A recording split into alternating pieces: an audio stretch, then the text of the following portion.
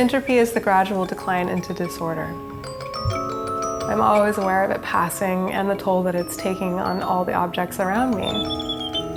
These objects need someone to make sure that 100 years from now, they're going to be delighting people just as they are today.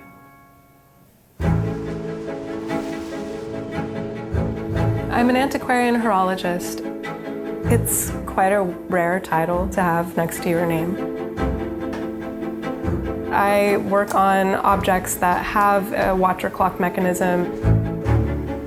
I am maybe one of 2 people that has a master's in horological conservation in this country. I'm basically a mechanic, but a mechanic from the 17th century.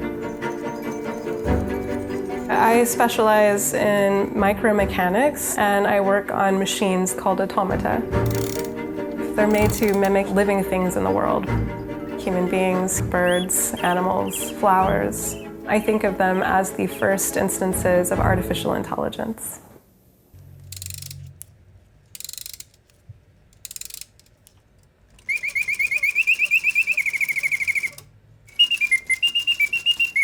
Everything is self-contained in these mechanisms. They run usually with springs, so it's not running on batteries. It's all running from just brass and steel. Anytime I get an object that's broken, there's this innate need to bring it back. Because these objects are so old, if I need a part that I don't have, which is more often than not the case, I will go and make it myself.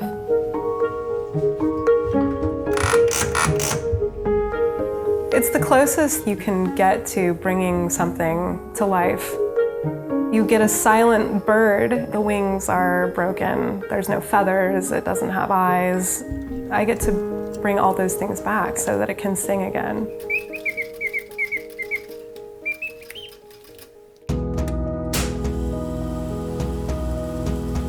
I feel they're a significant part of our cultural heritage.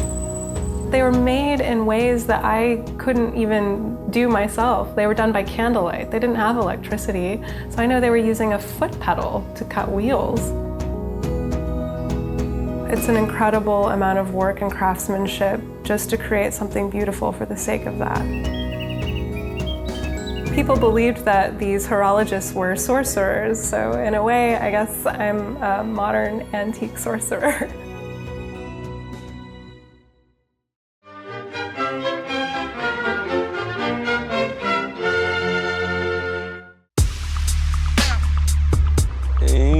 Nibi machine, coming tomo ba eager, and type of beds come lo aku nibi lo frogin come in fifi.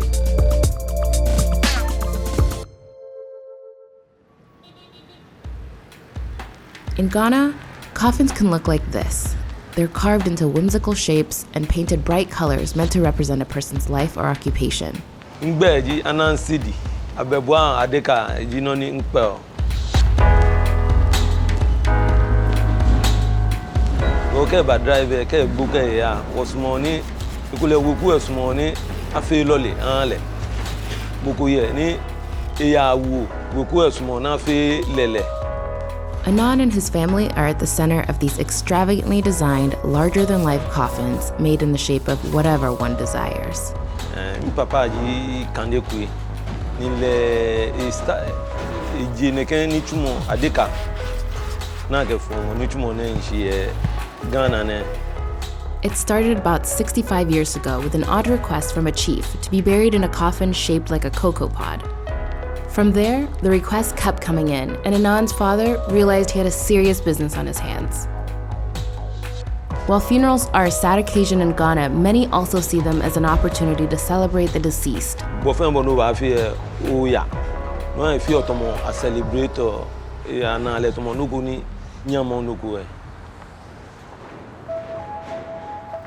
When an order comes in for one of their coffins, they first get the measurements of the deceased, carve the wood into the shape of the family's choosing, create an opening, and sand it for smoothness.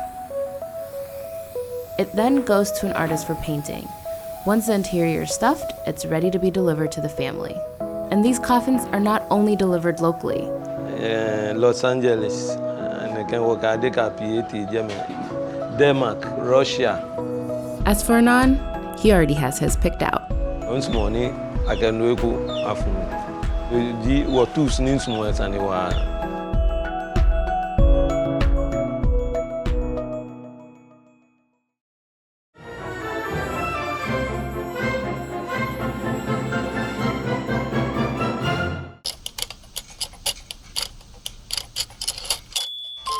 Bon, la différence avec un robot puis un automate, c'est qu'un robot, il a une fonction industrielle, donc il n'est pas esthétique. Un automate, c'est justement la poésie, c'est la magie, c'est raconter une histoire, donc c'est complètement différent. C'est une sculpture animée, c'est une scène, c'est un objet magique.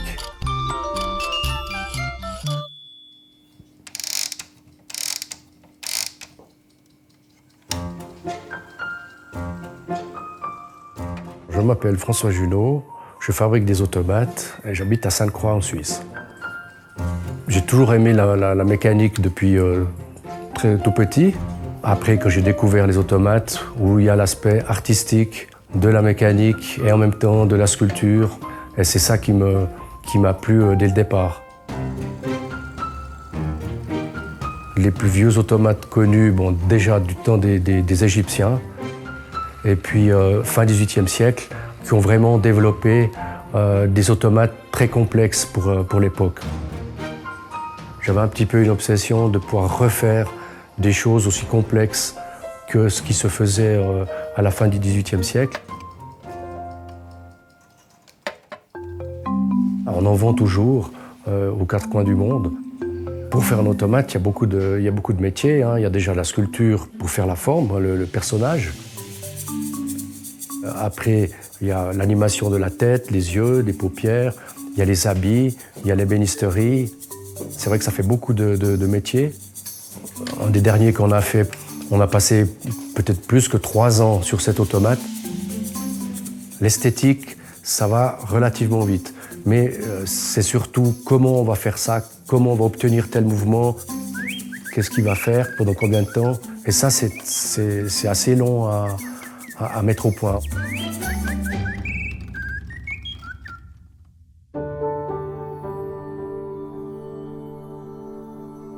C'est vrai que moi, il y avait un attrait des automates pour autant qu'on puisse créer de nouvelles choses. Moi, c'est pas juste faire des automates, c'est vraiment de faire évoluer le métier.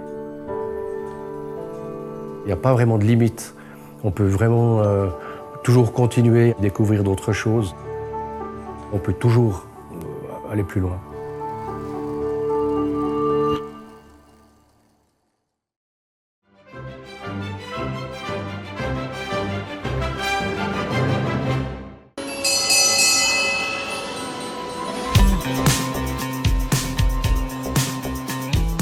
How many times do you get one of the only people in the world doing what you're doing? Yeah.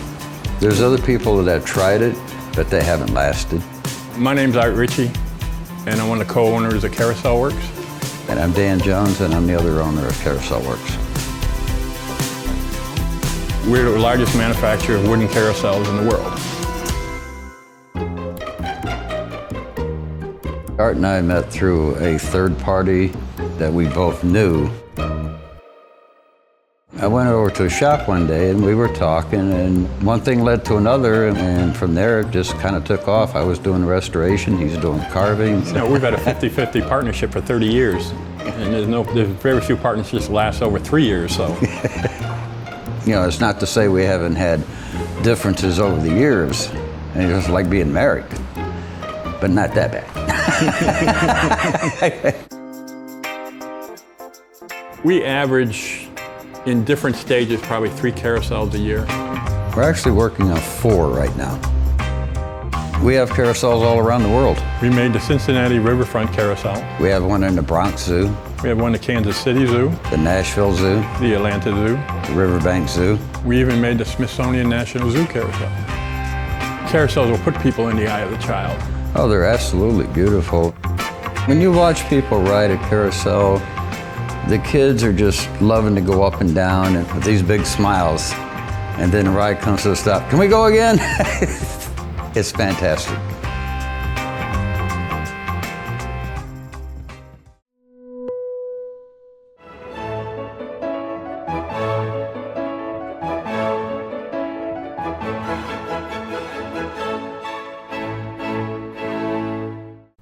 This story takes place in London, in the neighborhood of Islington, behind door number 7 on Bovary Mews, where 15 people are working hard to keep one handmade tradition alive.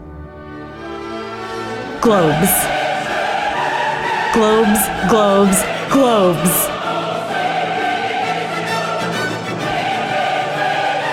Some of the world's last handmade globes get made under the guidance of this guy, Peter Bellerby. Let's begin. Here's our team. There's me, Peter Bellerby, and I'm the owner, and I have a hand in all the large globes. There's our woodworking team. They make and finish all our bases. Our globe makers. They turn blank spheres into globes. Then there's Leah, our cartographer. She customizes all our maps. Our painters, they bring our globes to life. And Leo, our apprentice. There's a reason we're one of the last. Making globes is extremely complicated. So, ready?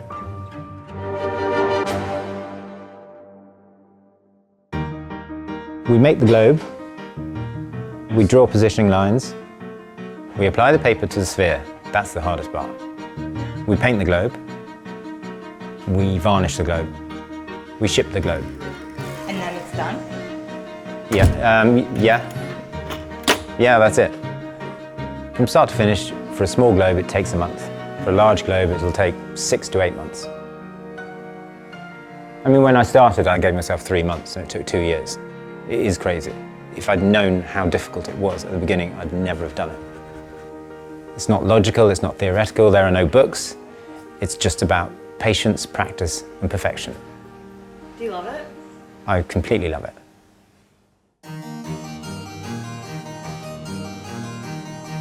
We grow up with globes. We see a globe, we ask our parents, where are we from? What is it all about? They show us, and you see this massive expanse, and you're just a tiny little dot that's not even there. It can help you dream of things, it can help you imagine things. The only thing in life that's a necessity is food and water.